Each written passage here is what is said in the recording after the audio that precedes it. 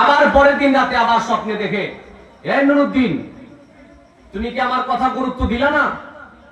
আমার রওজা মুবারকের ভিতরে বহু দূর থেকে তারা সুরং করে আমার কাছাকাছি চলে এসেছে আমার দেহ মুবারক চুরি করে নেওয়ার জন্য। তুমি কি ঘুমে আছো? এই স্বপ্ন দেখার পরে আবার জাগ্রত হয়ে গেলেন। এইভাবে 3 দিন। জোরে বলেন কয়দিন? একটু জোরে বলেন কয়দিন? 3 দিন দেখার পরে বাদশাহ নুরুদ্দিন জঙ্গি রাহমাতুল্লাহ আলাইহি সাথে সাথে তার সঙ্গী সাথী যারা ছিল সবাইকে বলে, কি ব্যাপার? আমি তো 3 দিন যে স্বপ্ন দেখলাম, আমার জীবনে সেই স্বপ্ন দেখি নাই। তবে রাসূলকে পাওয়া তো আমার জীবনের বড় কামনা, কিন্তু আমার নবীকে 1 দিন 2 দিন 3 দিন দেখলাম, তারপর হুজুর আমাকে যে আদেশ দিয়েছেন আমি বুঝতেছি না। যাদের কাছে বলে তারাও বলে, হুজুর আমিও তো স্বপ্নে দেখছি। সুবহানাল্লাহ। আরো আসতে পারেন সুবহানাল্লাহ। উজিন নাজির যারা তাদের কি জায়গায় তারা বলে, হুজুর আমিও তো স্বপ্নে দেখছি নবীজি এই কথা কইছে। সুবহানাল্লাহ। একটু জোরে বলবেন না সুবহানাল্লাহ। সুবহানাল্লাহ। হাজিরিন মুসলিমিন کرام, বাদশা নুরুদ্দিন জঙ্গি একটা সেকেন্ড দেরি করে না, এই সাথে সাথে সবাইকে ডাক দিয়া বলে, প্রস্তুতি গ্রহণ করো। একটা সেকেন্ড দেরি করা যাবে না রে। মদিনার কামলেওয়ালা নবী 1 দিন নয় 2 দিন নয় আমাকে বলেছে আমি বড় বিয়াদবি করে ফেলেছি, আমার সঙ্গে তাড়াতাড়ি চলো। আজকে দিনের ভিতরে পুরা মদিনাতুল মুনাওয়ারা গ্রাও করিয়া এটার ভিতরে যত মানুষ আছে একজন একজন করে আমি তল্লাশি করে দেখব এমন কোন মায়ের সন্তান মদিনার কামলেওয়ালা নবীর দেহ মোবারক চুরি করতে চায়। চুরি বলে আল্লাহু আকবার। তল্লাশি চালালেন, হুকুম জারি করে দিলেন। তন্ন তন্ন করে তালাশ করতে করতে খোঁজাও তো খুঁজে পায় না। এইভাবে যখন কিছুদিন পার হয়ে গেল, খুঁজে যখন পায় না, হঠাৎ একদিন আপনারা নবী সরকার দু জাহান নবী মুস্তাফা বাদশা নুরুদ্দিন জঙ্গিরে ডাক দিয়া বলে, নুরুদ্দিন, ও নুরুদ্দিন, তুমি তো খুঁজে পাইবা না। তোমাকে আমি রাসূল রাস্তা দেখায়া দেয়, তুমি মুখ জায়গায় যায় দেখবা একটা মসজিদের পাশে কিছু লোক সেখানে বসে বসে রাত দিন 24 ঘন্টা শুধু সেখানে ইবাদত বন্দেগী করে। ওই জায়গার মধ্যে তালাশ করো, সঙ্গে সঙ্গে খবর পাওয়া যাইবা। আল্লাহু আকবার। বাদশা নুরুদ্দিন জঙ্গি ব্যর্থ হওয়ার পরে হুজুর যখন স্বপ্নে বলে দিলেন, তাড়াতাড়ি গেলেন, যায় দেখে একটা জায়গা সুন্দর করে মসজিদের মতো ব্যবস্থা করানো, বোঝার কোনো উপায় নাই। সেখানে বসে বসে তারা সুবহানাল্লাহ সুবহানাল্লাহ করতেছে। কি করে? বিরক্ত হইতাছে না? কি পড়তাছে? সুবহানাল্লাহ বলে। আমাদের দেশেও একদল মানুষ আছে, তাদের সুবহানাল্লাহ তাসবিহ দেখলে মনে হয় তাদের মতো ফেরেশতা কেউ নাই, কিন্তু সবার আগে মাজারে বোমা দিতে চায়। ঠিক ঠিক ঠিক। আওয়াজে বোঝা যায় মজা লাগছে। ঠিক। জোরে বলেন ঠিক কি না? ঠিক। এজন্য লাল ইট দেখলে ফুসটা বিশ মনে করে দিত না, লাল শার্ট দেখলে তো লাভাই না, এমন শার্ট অন্য জনের থাকতে পারে। ঠিক। রাগ করেনি আমার কথা? লাল ইট দেখলে ফুসটা বিশ মনে করে দিত না, এটা গোদাম ঘর হইতে পারে। অর্থাৎ হুজুর দেখলে দেওয়া না যেত না, হুজুর এজিদ হইতে পারে, হুসাইনি হইতে পারে। ঠিক। কথা কয় না? ঠিক। আসলে মনে মজা লাগতেছে। হুজুর এজিদও হইতে পারে, হুসাইনিও হইতে পারে। আপনার কি এজিদের দলে না হুসাইনের দলে? হুসাইনের দলে। এ সাইদুল্লাহর দরবারে আইসা কি বেমত করে আওয়াজ দিলে আমার ভালো লাগে না। হুসাইনের দলে না এজিদের দলে? হুসাইনের দলে। এজিদের দলে আমি। এটা যদি বুঝেন যে হুসাইনি দলে যদি থাকতে চান, এজিদি মুসলমান তাহলে ঈমান কেউ কেড়ে নিতে। এজিদের দল আমরা কইছি কি আমরা এজিদি মুসলমান আছি। আমার ভাইরা সংক্ষেপের ভিতরে মূল কথা শিরোনামের ভিতরে জানাইতে চায়, বাদশা নুরুদ্দিন জঙ্গি যায় দেখে কতগুলি মানুষ বসে আছে আর তাসবিহ জপতেছে, সুবহানাল্লাহ সুবহানাল্লাহ। বাদশা নুরুদ্দিন জঙ্গির সঙ্গে সাথীদেরকে নিয়ে সৈন্যদেরকে বলে, তোমরা তাদেরকে জিজ্ঞাসা করো তোমাদের বাড়ি কোথায়, কেন এসেছো? কই এখানে আমরা আল্লাহ পাকের ইবাদত বন্দেগী করি, আল্লাহ পাকের আরাধনা করতেছি। বাদশা নুরুদ্দিন জঙ্গি কয়, আল্লাহ পাকের আরাধনা করো ভালো কথা।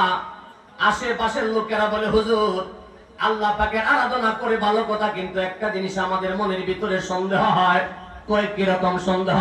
কই সকাল থেকে সন্ধ্যা পর্যন্ত একটা সেকেন্ডের জন্য লোকগুলি কোথাও যায় না, সব সময় শুধু এই জায়গাটার মধ্যে বসে থাকে, অন্য লোকের এসে এই জায়গার মধ্যে বসতেও দেয় না। বাদশা নুরুদ্দিন জঙ্গি তো বুঝে লাইছে, কারণ জানাই দিছে কেডা? মদিনার কামলেওয়ালা। জোরে বলেন না মারহাবা। বাদশা নুরুদ্দিন জঙ্গি কয়, তোমরা এখানে আল্লাহ পাকের ইবাদত ইবাদত বন্দেগী করার সমস্যা নাই, কোনো বাধা নাই। তবে একটা কথা জানতে চাই, এখান থেকে অন্য জায়গায় যাই আল্লাহকে ডাকলে কোনো অসুবিধা আসেনি? কয় না, অসুবিধা নাই।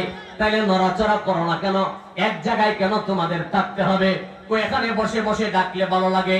বাদশাহ নুরউদ্দিন জঙ্গি করে সব দিয়ে গ্রেফতার করো। সুবহানাল্লাহ। জোরে বলবেন না সুবহানাল্লাহ? সব পুলিশ গ্রেফতার করো। সব পুলিশ হাতে পায়ে পড়া লাগাইলেন। এমন সময় অন্য সৈন্যদেরকে বলে, এই জায়গাগুলি সরাও।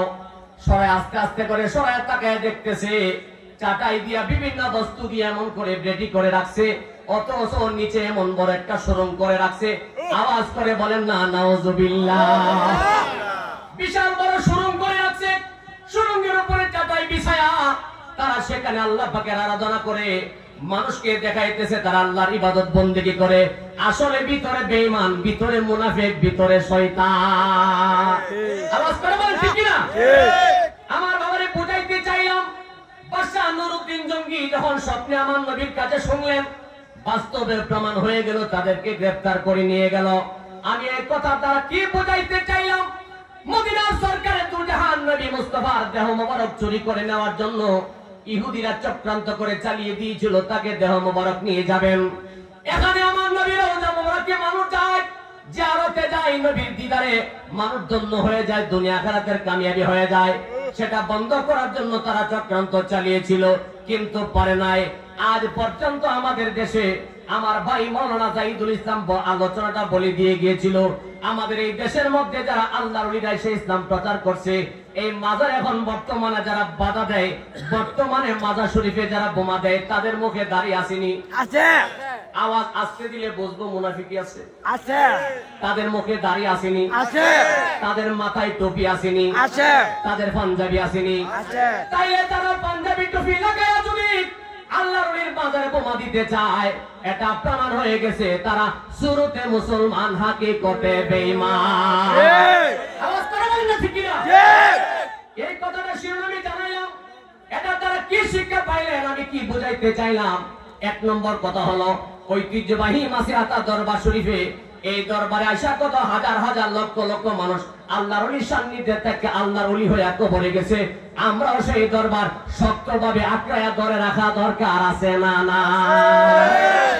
এই দরবারের মাসিরাতা দরবারে অনেক মুরিদান আছে, এজিদ হয়ে গেছে। বলে হুজুর কেমনে? আমি তো বিভিন্ন জায়গায় মসজিদে মাহফিলে যাই, দেখি অনেক জায়গায় খবর নিয়ে দেখছি, আগে মাসিয়াতা দরবারের মুরিদ ছিল, বিদেশ গেছে কাজকর্ম করতে, বাড়িতে একই হারাম। আসেনি? কথা বলেন আসেনি? বিদেশ গেছে কাজ করতো, দেশে একই তো বেদার শিরিক আছে না নাই? আর অনেক মানুষ আছে মাসিয়াতার মুরিদ, কিন্তু ছেলেকে পড়াইছে এজিদের মাদ্রাসায়, ছেলে 2 দিন পরে বইতে বন্ধ। হ্যাঁ ঠিক ঠিক। কথা বলেন আছে না নাই? এইজন্য আমাদের দরবারেও মাদ্রাসা হয়েছে। এবং সুন্নি যদি হন, দরবার যদি বিশ্বাস করেন, মানেন, তাহলে আপনি আপনার আপন আপন মসজিদের সঙ্গে যোগাযোগ করবেন, আপনার ছেলে কোন মাদ্রাসায় পড়াইবেন। ঠিক। উত্তর দেন না? ঠিক ঠিক। দরকার আছে কিনা? শেষ কথাটা জানা যায়, বাদশাহ নুরউদ্দিন জঙ্গি যখন দুনিয়াতে বিদায় হয়ে যাবে, বিদায় নেওয়ার আগে তার সৈন্যদেরকে ডাক দিয়া বলেন, আমি দুনিয়াতে বিদায় হয়ে গেলে আমার কিছু ওসিয়ত তোমাদেরকে করে দিয়ে যায়, এই ওসিয়তগুলি তোমরা মেনে চলবা, এই ওসিয়তগুলি তোমরা পালন করে দিবা। কই হুজুর কেমন ওসিয়ত? আমি যখন দুনিয়াতে বিদায় হয়ে যাব, মানুষ যখন আমাকে দাফন করতে আসবে, তোমরা যারা আমাকে দাফন করবা, কাফনের ভিতরে যখন ঢুকাইবা, 2টা হাত বাগিরে রাইখা আমাকে প্যাকেটিং করবা, একবার জবান খুলে বলা যাবে কি আল্লাহু আকবার। বাদশাহ নুরউদ্দিন জঙ্গি কয়, আমার 2টা হাত বাহিরে রাখবা।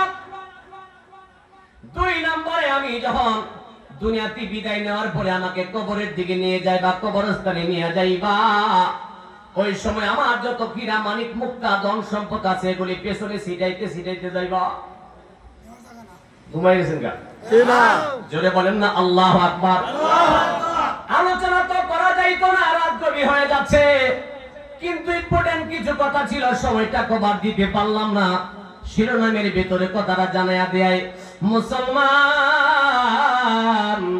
বাদশাহ নুরউদ্দিন জঙ্গি যখন দুনিয়াতে বিদায় হয়ে যাবে, এমন সময় যখন এই কথাগুলি বলেছিল, কিছু আশেক প্রেমিক ভক্ত যারা, তারা বলে হুজুর মেহেরবানি করে জানতে চায় আপনার হাতগুলি কেন বাহিরে রাখতে হবে? বাদশা নুরউদ্দিন জঙ্গি কয়, হে আমার ভক্তরা, হে আমার প্রজারা, তোমরা শুনিয়া রাখো, কিসের কারণে আমার দুইটা হাত বাহিরে রাখবা?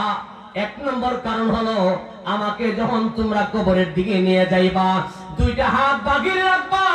আর আমি দুনিয়ার জগৎবাসীকে বুঝাইতে চাই, এই দুনিয়ার যত টাকা পয়সা আছে, একটা জিনিসও আমি হাতে নিতে পারলাম না, খালি হাতে চলিয়া যায়। আল্লাহু আকবার। নারে তাকবীর। আল্লাহু আকবার। ইয়ার খালি হাতে বিদায় হয়ে যাচ্ছি। এই কথা শুনে ভক্তরা চোখের পানি ছেড়ে কান্দে। দুই নম্বরে বলে, আমার পেছন পেছন আমার যত মণি মুক্তা আছে ছিটাইয়া দিবা। কই হুজুর, এত দামি জিনিস কিসের কারণে ছিটাইয়া দিতাম? বাদশা নুরউদ্দিন জঙ্গি চোখের পানি আর ধরে রাখতে পারলেন না। বাদশা নুরউদ্দিন জঙ্গি কই, বুঝবা না রে, এই দুনিয়ার এত সোনা তাই না, এত সম্পদ, এত দামি জিনিস, একটা জিনিস আমার কবরের জগতে কোনো কাজে আসবে না। এই জন্য জগৎবাসীকে বুঝাইয়া যায়, দুনিয়ার জন্য পাগল হইও না। জোরে বলুন না সুবহানাল্লাহ। তাইলে আমাদের তরিকতের সবকগুলি আমাদের ব্রেনে রাখা দরকার আছে না নাই? এক নম্বরে, দুনিয়াতে বিদায় হয়ে গেলে দুই হাত খালি চলে যাবে, আমার সঙ্গে যাবে একমাত্র ঈমান এবং আমল। ঠিক কথা হয় না? ঠিক। ঈমান এবং আমল আমার সবচাইতে বড় দামি জিনিস। দুই নাম্বার হলো, যত বাটপারি সিটারি কইরা, হালাল হোক আর হারাম হোক, যেইভাবে সম্পদ জোড়াইলাম, এই সম্পদ কবর দেশে আমার কোনো কাজে লাগবে না। যদি হালাল পন্থায় কিছু আল্লাহ রাস্তায় দান করে দিয়ে যায়, হালাল রাস্তায় যদি কোনো কিছু দুনিয়ার জমিনে রেখে দিয়ে যায়, এটা কবরের জগতে আমার হিসাব দেওয়া লাগবে না। এবং ওই দুনিয়ার জমিনে মালগুলি যার কাছে থাকবে, ওই মালগুলি কোনোদিন কাউকে ক্ষতি করবে না। এই মালগুলি যদি আঁকড়ে ধরে রাখতে পারে, ওই মানুষটা দুনিয়ার জমিনে রিজিকের কষ্ট পাবে না। বলেন সুবহানাল্লাহ।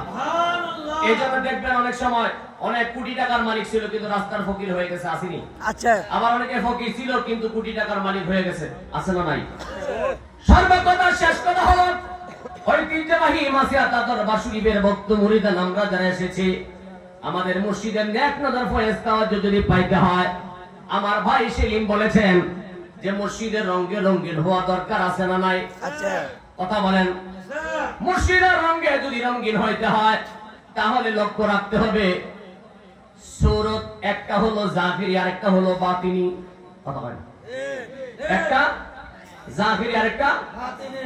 মসজিদের সঙ্গে যদি ভক্তের রঙে রঙিন হয়ে যায়, জাহিরি এবং বাতিনি সম্পর্ক হয়ে যায়, জাহিরি সূরতে পৃথিবীর যে কোনো জায়গায় আপনি থাকবেন না কেন, আপনার মসজিদকে স্মরণ করে ডাক দেওয়ার সাথে সাথে দয়াল মসজিদ আপনার চোখের সামনে হাজির। সুবহানাল্লাহ। একবার জোরে বলেন না সুবহানাল্লাহ।